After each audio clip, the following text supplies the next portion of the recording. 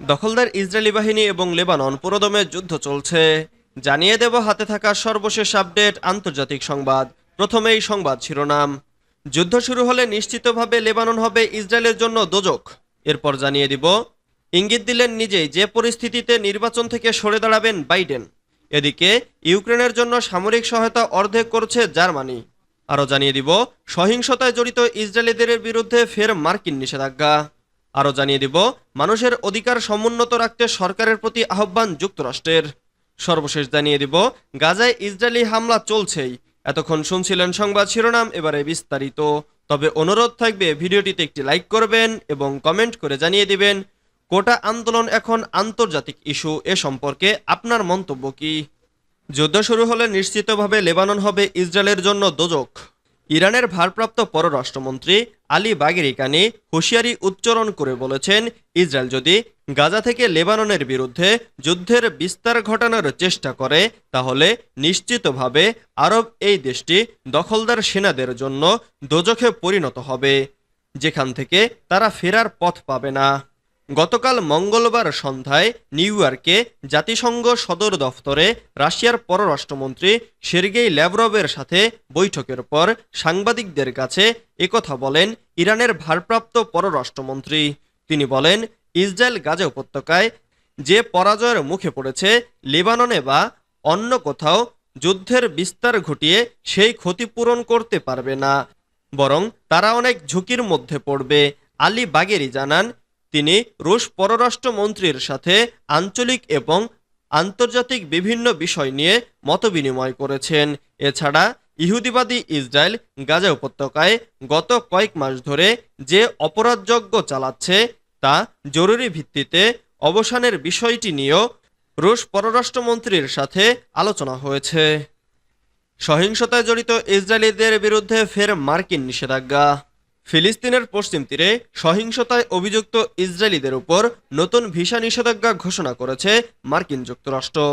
বুধবার এটি নিশ্চিত করেছে মার্কিন পররাষ্ট্র দফতরের মুখপাত্র ম্যাথিউ মিলার। খবর টিআরটি ওয়ার্ল্ড।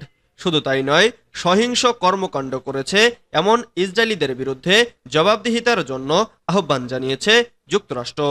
চলতি বছর এ নিয়ে একাধিকবার ইসরায়েলি বসতি স্থাপনকারীদের বিরুদ্ধে নিষেধাজ্ঞা দিয়েছে মার্কিন প্রশাসন। নতুন ঘোষণায় অন্তত ২০ জন ব্যক্তি এবং প্রতিষ্ঠানকে নিষেধাজ্ঞার আওতায় আনা হয়েছে। এই নিষেধাজ্ঞায় এসেছে সাবেক ইসরায়েলি সৈনিক এলোর আরজিয়ার নামও, যিনি ২০১৬ সালে একজন আহত ফিলিস্তিনিকে গুলি করে হত্যা করার জন্য দোষী সাব্যস্ত এবং ৯ মাসের কারাদণ্ডে দণ্ডিত হন। মার্কিন পররাষ্ট্র দফতরের মুখপাত্র ম্যাথিউ মিলার সাংবাদিকদের বলেছেন, এটি বর্ধিত সহিংসতার একটি বিস্তৃত প্রবণতা সম্পর্কে, যা আমরা দুঃখজনকভাবে গত কয়েক মাস ধরে দেখছি, এবং এর জন্য জনগণকে জবাবদিহি করতে ইসরায়েলের আরও বেশি কিছু করার প্রয়োজন।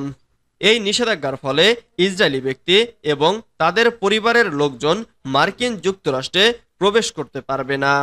মানুষের অধিকার সমুন্নত রাখতে সরকারের প্রতি আহ্বান যুক্তরাষ্ট্রের। বাংলাদেশে চলমান কোটা সংস্কার আন্দোলন এবং চলমান পরিস্থিতি পর্যবেক্ষণ করছে যুক্তরাষ্ট্র। স্থানীয় সময় বুধবার যুক্তরাষ্ট্রের পররাষ্ট্র দফতরের নিয়মিত ব্রিফিংয়ে উঠে এসেছে বিষয়টি। এক প্রশ্নের জবাবে মার্কিন পররাষ্ট্র দফতরের মুখপাত্র ম্যাথিউ মিলার বলেন, বিক্ষোভকারীদের অধিকার সমুন্নত রাখার জন্য বাংলাদেশ সরকারের প্রতি আহ্বান জানিয়েছি আমরা। তিনি বলেন, শান্তিপূর্ণ প্রতিবাদ বিক্ষোভের বিরুদ্ধে যে কোনো ধরনের সহিংসতার নিন্দা জানায় যুক্তরাষ্ট্র।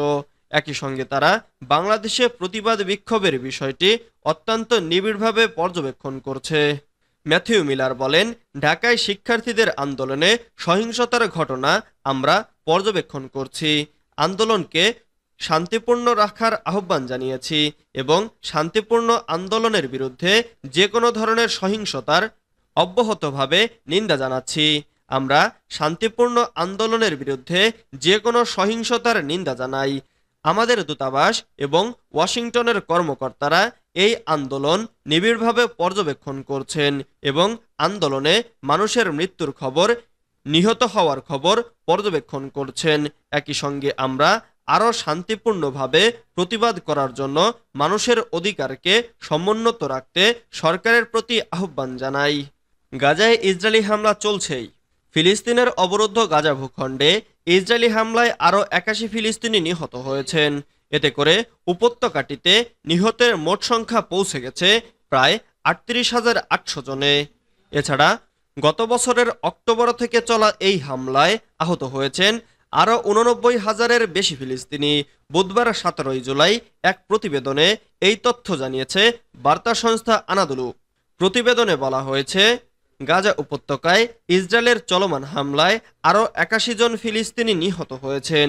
এতে করে গত বছরের অক্টোবর থেকে এখন পর্যন্ত মোট মৃতের সংখ্যা বেড়ে ৩৮,৭৯৪ জনে পৌঁছেছে বলে বুধবার অবরুদ্ধ এই ভূখণ্ডের স্বাস্থ্য মন্ত্রণালয় জানিয়েছে।